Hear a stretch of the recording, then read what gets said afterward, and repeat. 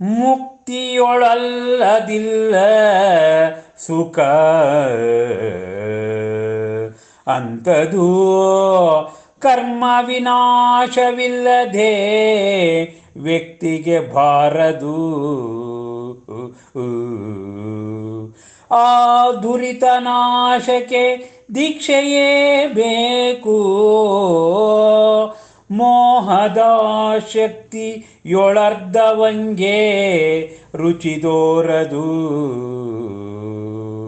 ಮೋಹದ ಶಕ್ತಿಯೊಳರ್ಧವಂಗೆ ರುಚಿದೋರದು ದೀಕ್ಷೆ.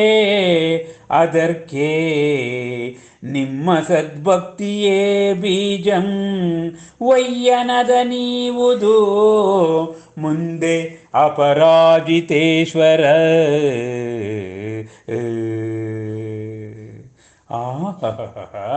ಅಪರಾಜಿತೇಶ್ವರ. ಸುಖ ಬೇಕಾದರೆ ಸಿದ್ಧಲೋಕಕ್ಕೆ ಹೋಗಬೇಕಯ್ಯ.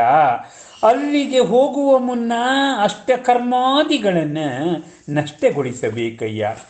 ಈ ಕಾರ್ಯ ಸಾಧಿಸಲು ದೀಕ್ಷಿತನಾಗಬೇಕಯ್ಯ. ಮೋಹವಶನಾದವನಿಗೆ ದೀಕ್ಷೆ ರುಚಿಸದಯ್ಯ.